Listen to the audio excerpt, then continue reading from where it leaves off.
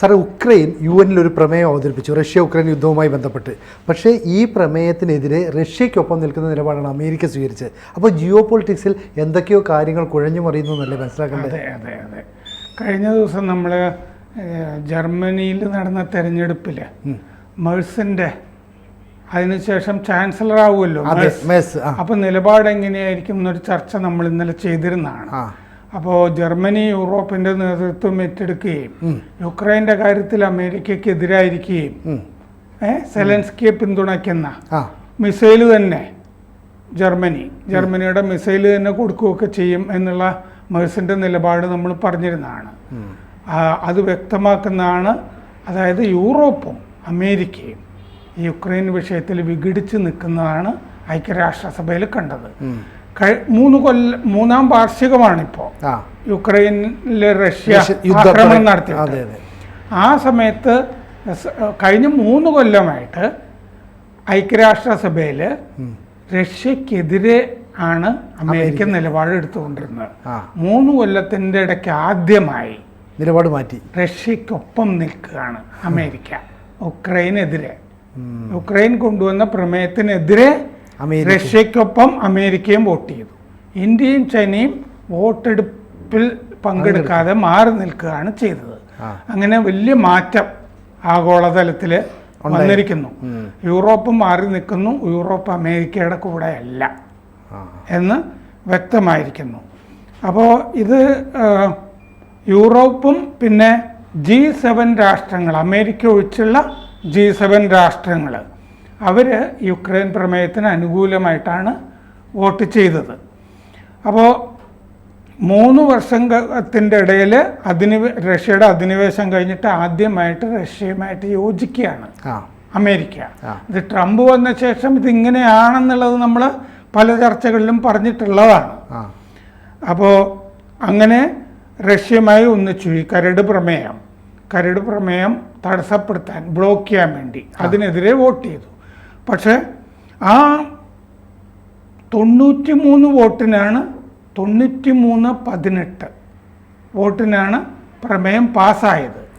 അതായത് യുക്രൈൻ്റെ കൂടെ 93 രാജ്യങ്ങൾ നിന്നു, അമേരിക്കയുടെ കൂടെ 18 രാജ്യങ്ങളാണ് അമേരിക്കയുടെയും റഷ്യയുടെയും കൂടെ നിന്നിരിക്കുന്നത്. അപ്പോൾ പ്രമേയത്തിൽ പറഞ്ഞിരുന്നത് വെടിനിർത്തൽ, പിന്നെ ശാന്തമായ അന്തരീക്ഷം അവിടെ ഉണ്ടാക്കുക എന്നുള്ളതാണ് പ്രമേയത്തിൽ പറഞ്ഞിരുന്നത്. യുക്രൈൻ്റെ പ്രമേയത്തിൽ ഇന്ത്യയും ചൈനയും ബ്രസീലും ഒക്കെ മാറി നിന്ന രാഷ്ട്രങ്ങളിൽ പെടും.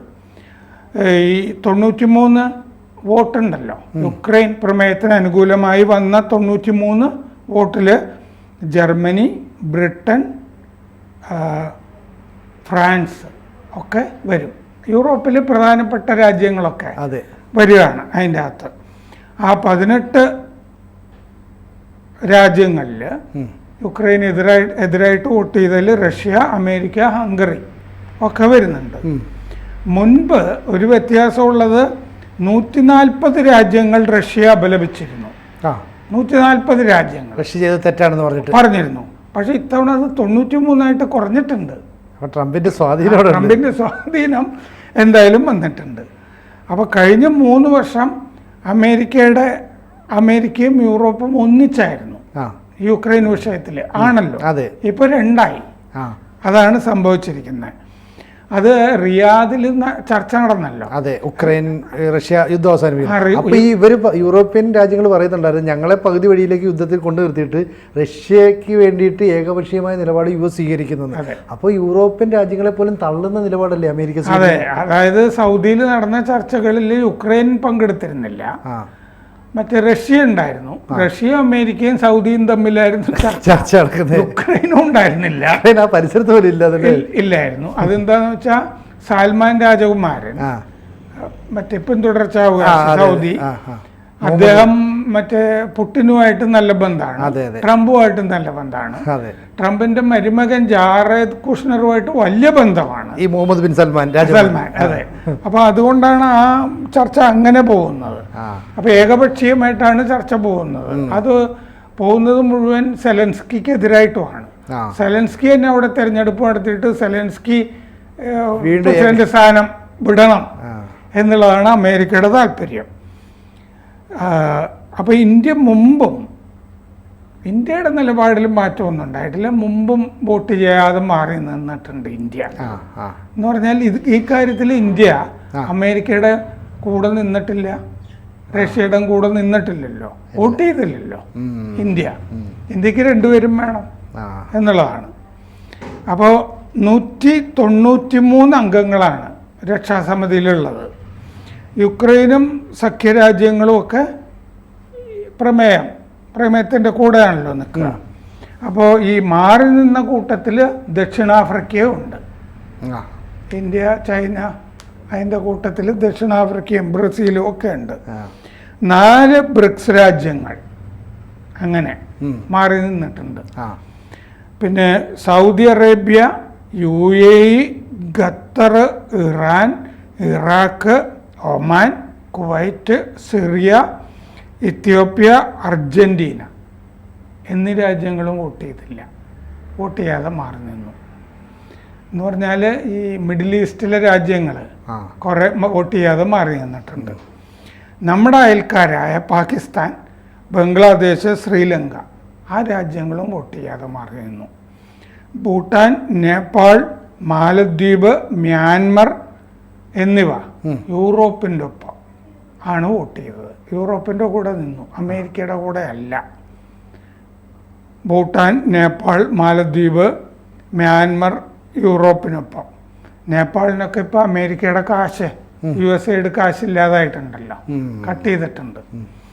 പിന്നെ അനുകൂലിച്ച രാജ്യങ്ങൾ, അതായത് യുക്രൈൻ്റെ പ്രമേയത്തിൻ്റെ കൂടെ നിന്നത് Australia, Japan, Singapore, New Zealand, Germany, UK, France, Italy മെലോനിയുടെ മറ്റ് കാര്യങ്ങളിൽ ട്രംപിൻ്റെയും മോദിയുടെയും കൂടെ നിൽക്കുന്ന മെലോനി ഈ കാര്യത്തിൽ യുക്രൈൻ്റെ കൂടെ നിന്നു. Spain, Poland, Indonesia, Canada, Egypt, തുർക്കി, യുക്രൈൻ്റെ കൂടെ ഉണ്ട്. G7 രാജ്യങ്ങൾ, അമേരിക്ക ഒഴികെ. പിന്നെ എതിർത്ത 18 റഷ്യ, അമേരിക്ക എന്നിവയ്ക്ക് പുറമെ നോർത്ത് കൊറിയ വന്നു അല്ലേ ഈ കാര്യത്തിൽ അമേരിക്കയുടെ കൂടെ. ബെലാറസ്, ഹംഗറി, ഇസ്രായേൽ, സ്വാഭാവികം, ഹെയ്ത്തി തുടങ്ങി കുറേ രാജ്യങ്ങളുണ്ട്. അത്ര പ്രസക്തിയില്ലാത്ത രാജ്യങ്ങളൊക്കെ ആ കൂട്ടത്തിൽ വന്നിട്ടുണ്ട്. ഇതാണ് ഇപ്പോഴത്തെ യുക്രൈൻ കാര്യത്തിലുള്ള അവസ്ഥ. സാർ, ഇപ്പോൾ ഇതിൻ്റെ ഇടയ്ക്ക് തന്നെ ഈ ഇമ്മാനുവൽ മാക്രോണ് ഈ പറയുന്ന കുറേ രാജ്യങ്ങളിലെ പ്രതിനിധികളെയൊക്കെ വിളിച്ചിരുത്തി ഫ്രാൻസിലൊരു ചർച്ച നടത്തിയിരുന്നു. അതിനകത്ത് ഈ മെലോനി, അതുപോലെ തന്നെ UK, കാനഡ, ഫ്രാൻസ് ഇവരെല്ലാം പിന്നെ അതുപോലെ ജർമ്മനി ഇവരെല്ലാം കൂടെ ഒരുമിച്ച് നിൽക്കുന്നു. ഇനി നമ്മൾ അങ്ങനെ ട്രംപ് പറയുന്ന പോലെ കേൾക്കണ്ട, നമുക്ക് മാത്രമായിട്ടൊരു യൂണിയൻ നിൽക്കാം, നാറ്റോയിൽ നമ്മൾ തീരുമാനിച്ചാൽ മതി എന്ന് പറയാം. അങ്ങനെ പിരിഞ്ഞു പോകാനുള്ള ശക്തിയൊക്കെ ഉണ്ടാവുമോ യൂറോപ്യൻ രാജ്യങ്ങൾക്ക്? അതെന്താണെന്ന് വെച്ച് കഴിഞ്ഞാൽ നാറ്റോയെ പറ്റി വേറൊരു ചർച്ചയിൽ നമുക്ക് ഇനി ജർമ്മനിയുടെ ഒരു കാര്യം ചർച്ച ചെയ്യാനുണ്ട്. നാറ്റോ ഞങ്ങൾക്കും വേണ്ട എന്ന് പറഞ്ഞ് യൂറോപ്പും മാറി നിന്നുകൂടായികയില്ല. അല്ല, യൂറോപ്യൻ രാജ്യങ്ങളുണ്ടല്ലോ, ചെറിയ ചെറിയ രാജ്യങ്ങൾ. എക്കാലത്തും യൂറോപ്യൻ രാജ്യങ്ങളുടെ ഒരു ശക്തി എന്ന് പറയുന്നത് അമേരിക്ക കൂടെ ഉണ്ടെന്നായി. 2ാം ലോക മഹായുദ്ധത്തിന് ശേഷം മുതൽ യൂറോപ്പിൻ്റെ ഒരു സപ്പോർട്ടർ, പ്രൊട്ടക്ടർ എന്നൊക്കെ പറഞ്ഞ അമേരിക്ക. ഇപ്പോൾ അമേരിക്ക ഏകപക്ഷീയമായി കാര്യങ്ങൾ തീരുമാനിക്കുന്നു, നിരക്ക് കൂട്ടുന്നു. അപ്പോൾ യൂറോപ്യൻ രാജ്യങ്ങൾ വിചാരിക്കുകയാണ് ഇനി നമ്മൾ അങ്ങനെ അവരെ ഡിപ്പെൻഡ് ചെയ്യേണ്ട. അപ്പം രണ്ടും തമ്മിൽ വേർപിരിയതിന് തുല്യമാവില്ലേ? യൂറോപ്പും അമേരിക്കയും വേർപിരിയാണ്. അതാണ് നമ്മൾ ഇതിൽ കണ്ടത്. ആ ചർച്ചയിൽ അങ്ങനെ കണ്ടു. മെർസ് തെരഞ്ഞെടുപ്പ് പ്രചാരണ സമയത്ത് നടത്തിയ പറഞ്ഞ കാര്യങ്ങൾ, അമേരിക്കയുടെ ഈ ഉപാധികളില്ലാതെ നാറ്റോ ഉപയോഗിക്കുന്ന പരിപാടിയൊന്നും നമുക്ക് പറ്റില്ല. പിന്നെ യൂറോപ്പ് യുക്രൈൻ്റെ കൂടെയാണ് നിൽക്കുന്നത് എന്ന് പറഞ്ഞിട്ടുണ്ടല്ലോ.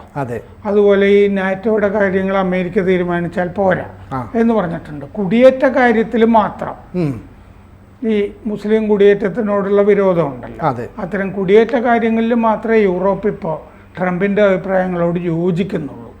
അതാണ്. മാത്രമല്ല ഈ ജർമ്മനിയിലിപ്പോൾ മറ്റേ ഷോൾസിൻ്റെ പാർട്ടിയും മെഴ്സിൻ്റെ പാർട്ടിയും കൂടിയാണല്ലോ ഭരിക്കാൻ പോകുന്നത്. പക്ഷേ ഷോൾസ് ഔദ്യോഗികമായി സമ്മതിച്ചല്ലോ, എൻ്റെ പാർട്ടി പരാജയപ്പെട്ടു, മറ്റേ വിജയെ ഞാൻ അഭിനന്ദിക്കുന്നു എന്ന് പറയുകയും ചെയ്യുന്നുണ്ട്. അതെ, കാരണം AFD മാറ്റി നിർത്തണമല്ലോ, അവരൊന്നിച്ച് ആണ് നിൽക്കാൻ പോകുന്നത് അവിടെ. അപ്പോൾ അവര് ഒന്നിച്ച് നിൽക്കും എന്നുള്ള കാര്യത്തിൽ തർക്കമൊന്നുമില്ല. അപ്പൊ യൂറോപ്പ് പൊതുവെ മാറി നിൽക്കുകയാണ്. കാരണം അവിടെ കാരണം ജർമ്മനി ആണവശക്തി ഉപയോഗിക്കുന്നതിൽ നിന്ന് മാറിയിരുന്നു ഊർജ കാര്യങ്ങളിലൊക്കെ.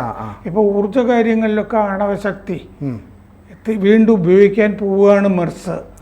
തീരുമാനങ്ങളൊക്കെ വരും. ജർമ്മനി പണ്ടേ ശക്തമായിരുന്നല്ലോ അല്ലേ? അപ്പൊ ജർമ്മനിക്ക് അവര് റിയാക്ടറുകളൊക്കെ പൂട്ടിയിരുന്നു പണ്ട്, അല്ല കഴിഞ്ഞ ഇതിന്റെ സർക്കാരിന്റെ കാലത്തൊക്കെ. അപ്പോൾ വീണ്ടും ആണവോർജത്തിൽ സമാധാനപരമായ കാര്യങ്ങളിൽ താല്പര്യമുണ്ട്. അപ്പോൾ ഫ്രാൻസും ബ്രിട്ടനും ആണവശക്തികളാണല്ലോ. അപ്പോൾ ജർമ്മനി അവരിൽ നിന്നത് കിട്ടാൻ അങ്ങനെ രണ്ട് ആണവശക്തികളുമായിട്ട് ജർമ്മനി നിൽക്കാനാണ് സാധ്യത എന്ന് മെർസ് അതിൻ്റെ സൂചനകളൊക്കെ പ്രഖ്യാപിച്ചിട്ടുണ്ട്. അപ്പോൾ പുതിയ കൂട്ടുകെട്ടുകളൊക്കെ ലോകത്ത് രൂപപ്പെടുന്നു എന്നർത്ഥം അല്ലേ? അതായത് ഇതിൽ സംഭവിച്ചത് എന്താണെന്ന് വെച്ച് കഴിഞ്ഞാൽ ഈ വലിയ വർത്തമാനം ട്രംപ് പറയാൻ തുടങ്ങിയല്ലോ, ആ ധാതു സമ്പത്ത്, അതിൽ 50% റവന്യൂ $500 ബില്യൺ അമേരിക്ക മുടക്കിയിട്ടുണ്ട്. അതുകൊണ്ട് ഫസ്റ്റ് റിഫ്യൂസൽ അവകാശം ഞങ്ങൾക്ക് വേണം, ഞങ്ങളോട് ചോദിച്ചിട്ട് എല്ലാത്തിനും ഖനന ലൈസൻസ് കൊടുക്കാൻ പാടുള്ളൂ.